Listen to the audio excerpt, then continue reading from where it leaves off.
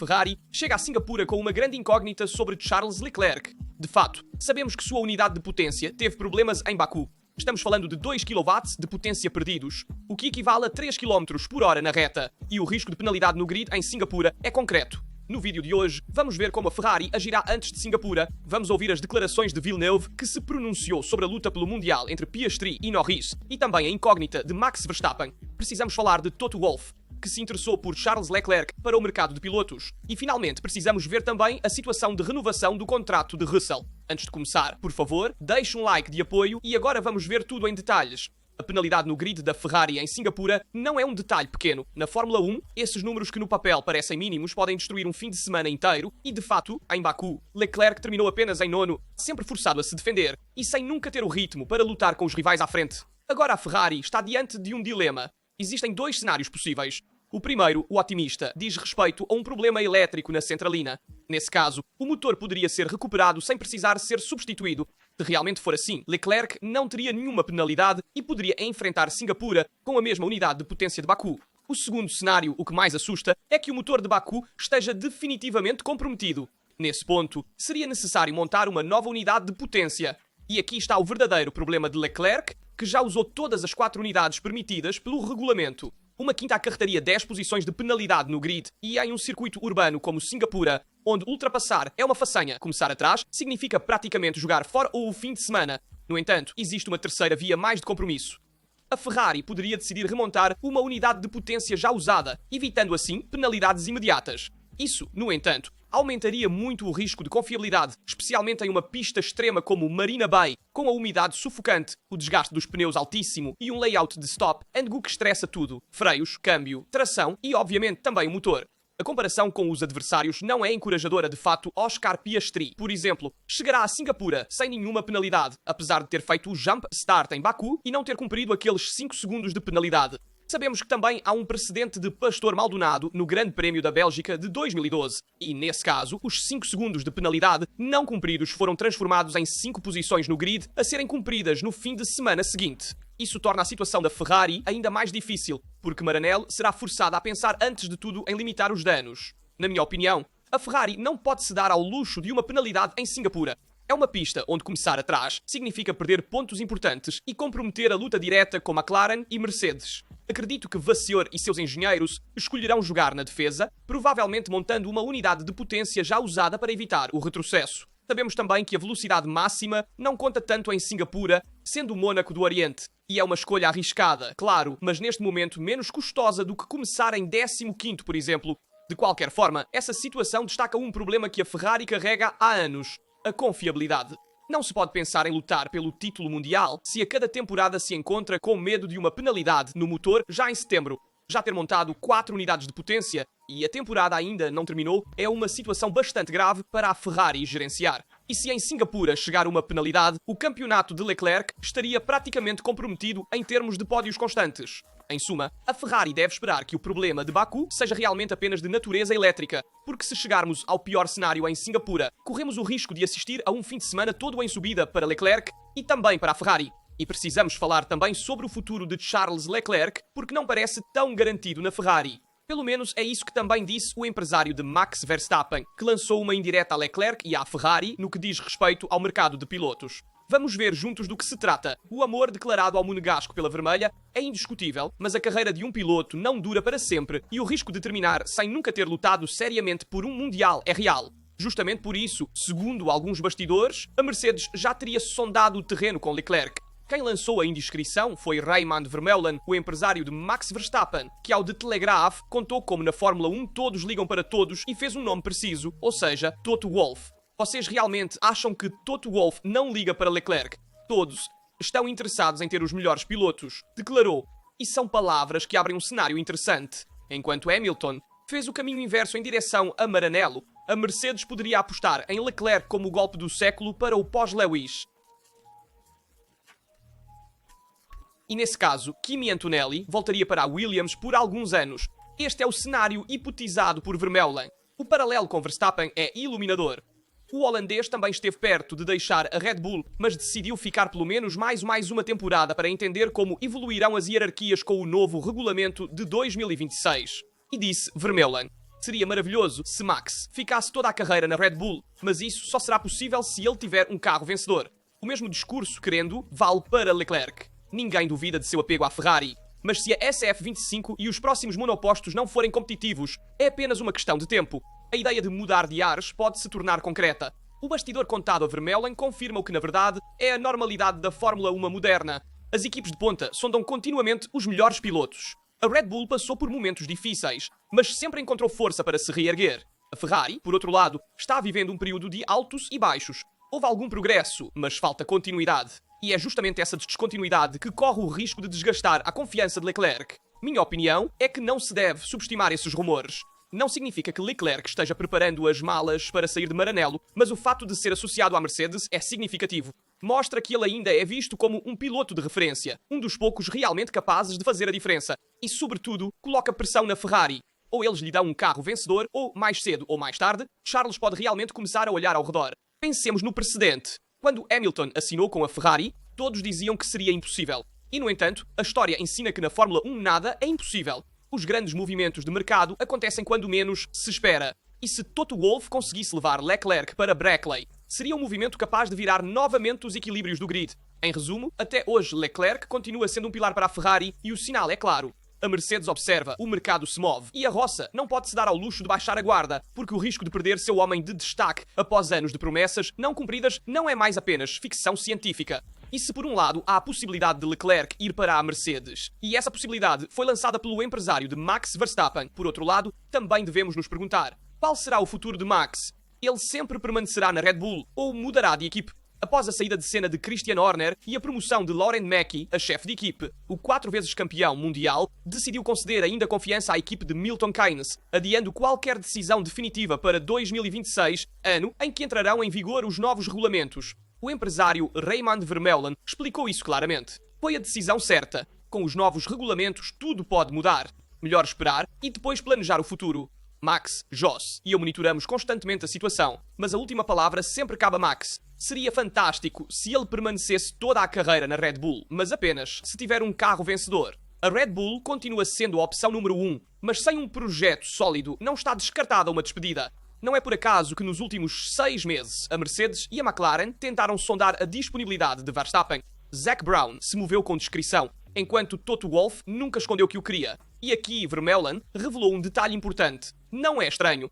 Na Fórmula 1 todos ligam para todos. Ou você acha que Toto Wolff não liga para Leclerc? E então a verdade é que Verstappen hoje tem um poder contratual imenso. Liberdade total na pista. Possibilidade de correr também em GT3. Uma equipe feita sob medida para ele. Não é certo que ele encontraria o mesmo em outro lugar, e este é provavelmente o motivo pelo qual ele escolheu esperar. Por exemplo, na Ferrari você não tem tanta liberdade para correr em outras categorias fora da Fórmula 1. Mas a mensagem é clara. Nada é eterno, nem mesmo a aliança entre Verstappen e Red Bull. Minha opinião é que Vermeulen fez uma operação inteligente. Colocar pressão na Red Bull sem romper o relacionamento. Lembrando que Max permanece fiel apenas a uma coisa: vencer. Se a Red Bull em 2026 ainda estiver no topo, Verstappen permanecerá. Se, por outro lado, a equipe falhar com a mudança de regulamento, então o mercado realmente vai pegar fogo. E nesse caso, Mercedes e Leclerc se tornariam duas peças de um mesmo jogo, destinado a mudar a Fórmula 1 nos próximos anos. E quero comentar com vocês também a escolha de Lewis Hamilton de não colecionar mais carros. De fato, ele prefere a arte aos carros normais. Lewis Hamilton continua a surpreender. Aos 40 anos, hoje piloto da Ferrari, confessou não possuir mais nenhum de seus supercarros. Não tenho mais carros, me livrei de todos os meus carros. Agora me dedico mais à arte. Uma declaração que impressiona, mas que se insere perfeitamente no caminho que Hamilton segue há anos, cada vez mais atento a temas como sustentabilidade social e impacto ambiental. O 7 vezes campeão mundial vendeu tudo. Desde a LaFerrari até a LaFerrari aberta, das Mercedes mais raras, as SLS AMG Black Series e a EQS a Pagani Zonda, sem esquecer a Shelby Cobra 427 e a McLaren P1, carros que ele se presenteou nos anos de glória. Uma garagem que valia milhões de euros, esvaziada em nome de uma filosofia de vida. Não é a primeira escolha radical de Hamilton. Já em 2020, ele havia dito que não dirigia mais seus veículos, preferindo se deslocar apenas com o Mercedes EQC elétrico. Nos anos anteriores, ele também vendeu o jato privado, um Bombardier Challenger 605, coerente com sua imagem de atleta cada vez mais verde. No entanto, uma exceção permanece. Hamilton sorriu admitindo que se tivesse que escolher um carro para ter, seria a Ferrari F40. É uma verdadeira obra de arte. Um vínculo que não surpreende visto que em janeiro, em sua estreia com a Ferrari em Fiorano, se fez imortalizar bem ao lado de uma F40, uma imagem que se tornou imediatamente icónica. E em março, até declarou que gostaria de ver nascer uma nova versão da F40, talvez chamando-a de F44. Hamilton, neste momento, está tentando construir um legado que vai além dos troféus.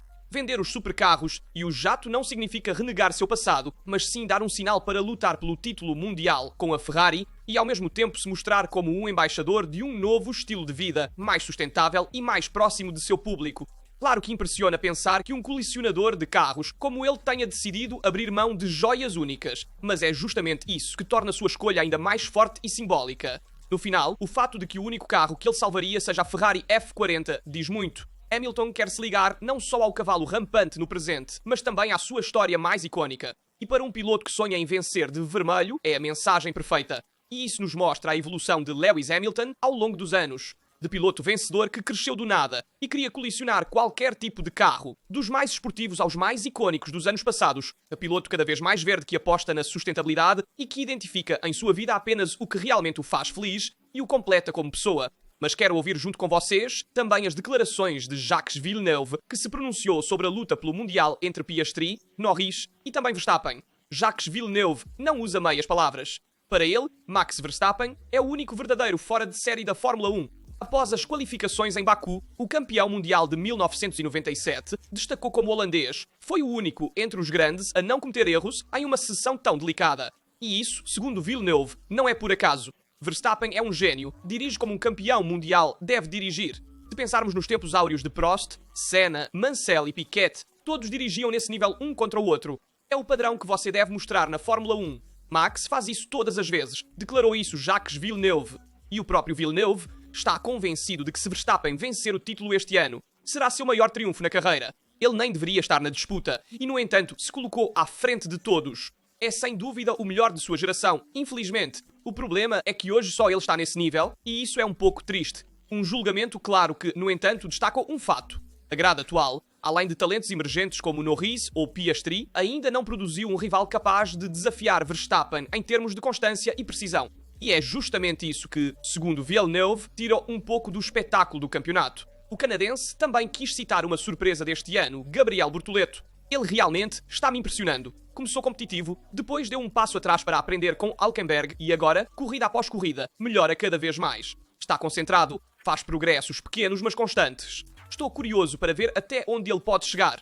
Villeneuve está certo em um ponto fundamental. Hoje, Verstappen é um piloto de outra categoria, não só pelo talento puro, mas pela capacidade de não errar nos momentos decisivos. Isso o aproxima realmente de lendas como Senna ou Prost. E o lado triste é que a Fórmula 1 vive de rivalidades e no momento não há uma que realmente o coloque em dificuldade a longo prazo. É por isso que o crescimento dos jovens, e veremos se havia também um campeão mundial jovem como Piastri, permitirá que a grade de 2026 crie novas rivalidades. A Fórmula 1 precisa de novos duelos no topo, caso contrário continuaremos a ver Verstappen dominar sem um verdadeiro rival, com a sensação de que seu único adversário por enquanto é ele mesmo ou o carro. E devemos ver também como Piastri reagirá daqui para frente na luta pelo Mundial, porque Piastri em Baku cometeu muitos erros, desde o acidente nas qualificações até a largada antecipada e também o acidente na corrida. Veremos como ele recomeçará em Singapura. E Villeneuve lançou outra provocação. Segundo o campeão mundial de 1997, Red Bull e Verstappen têm uma arma que a McLaren ainda não possui: a capacidade de se destacar sob pressão. O canadense parte de um dado claro. Contra todas as previsões, Verstappen venceu tanto em Monza quanto em Baku, voltando à disputa pelo Mundial. Agora está a menos 69 pontos de Piastri e a menos 44 de Norris, com ainda 7 GPS e 3 corridas de sprint para disputar. A matemática não está a seu favor, mas a sensação é de que o campeonato não está de forma alguma encerrado. O ponto-chave é que em Baku, para Villeneuve, estourou a bolha do infalível Piastri, que teve um fim de semana desastroso, com também Norris que não conseguiu aproveitar ao máximo cada situação. Talvez tenha sido apenas um caso isolado, mas o problema permanece. Norris ainda não está fora do jogo, mas sua posição é complicada e é preciso ver como Piastri reagirá nas próximas corridas. Certamente, Singapura será o teste definitivo, porque veremos uma corrida complicada tanto para a McLaren quanto para Verstappen. No papel, a McLaren é a favorita, como tem sido desde o início da temporada, mas Verstappen sempre foi forte em Singapura. Pode surpreender. Certamente por trás do sucesso de Verstappen está também a modificação do Red Bull RB21 e o mérito de Laurent Mekies, que conseguiu ir ao encontro da direção do 4 vezes campeão mundial. Precisamos ver também se a evolução da Red Bull continuará daqui até o final da temporada. Graças ao novo fundo, conseguiram voltar ao topo da classificação, mas é preciso julgar a Red Bull nos circuitos onde há um alto desgaste dos pneus. É aí que ele enfrenta dificuldades, mesmo com os altos cordões. Uma pista exemplificativa será justamente Singapura, que tem tanto os altos cordões quanto um alto desgaste dos pneus. 2. Vamos ver também porque a Mercedes ainda não renovou com George Russell. A renovação entre George Russell e a Mercedes continua a atrasar e agora a situação está se tornando um dos temas quentes do paddock. Oficialmente, não há dúvidas. Russell estará na largada do Mundial 2026 com a equipe de Buckley. No entanto, no final de setembro, a assinatura ainda não chegou. A Mercedes minimiza falando de detalhes relacionados aos compromissos fora da pista, mas a realidade, como frequentemente acontece, é mais complexa. Há pelo menos 2 pontos cruciais. 13. A primeira diz respeito à remuneração. Russell, nas últimas temporadas, demonstrou valer como um piloto de ponta e quer que esse reconhecimento também chegue a nível económico. O segundo ponto é a duração do contrato. Normalmente, falar-se-ia de um contrato de 2 anos até 2027, mas os rumores de Baku falam de um possível 1+1. Um acordo com a cláusula de saída no final de 2026. E quem pode estar pressionando por essa fórmula é a Mercedes, que quer manter um assento livre caso Verstappen realmente decida deixar a Red Bull. Não seria novidade o flerte entre Max Verstappen e Toto Wolff, que dura há tempo, mas pode ser o próprio Russell, que não quer se comprometer por muito tempo. Após 4 anos, sem um verdadeiro carro mundial, ele também pode querer verificar as reais potencialidades do projeto 2026 antes de se comprometer a longo prazo. 4. O paradoxo é que Russell, piloto criado na academia da Mercedes e sob contrato de gestão com Bradley, hoje tem um status diferente. Ele é maduro, ambicioso e se 2026 não cumprir as promessas, pode olhar ao redor com oportunidades importantes em um mercado de pilotos que será inflamado. Este atraso é mais estratégico do que burocrático.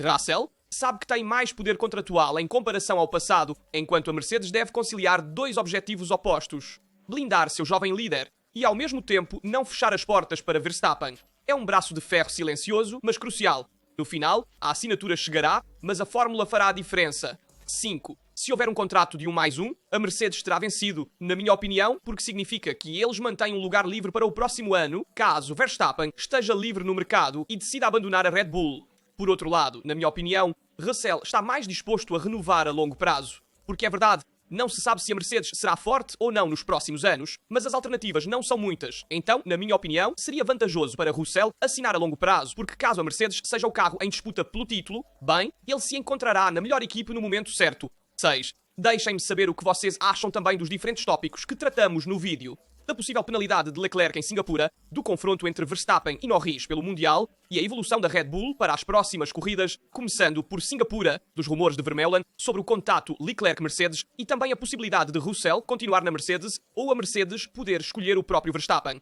Estou curioso para ler e responder a todos os seus comentários. Como sempre, lembro vocês de deixar um like, se inscrever e ativar as notificações para não perder nenhum vídeo sobre Fórmula 1 e sobre Ferrari. Aqui é Rasta, é tudo, nos vemos no próximo vídeo.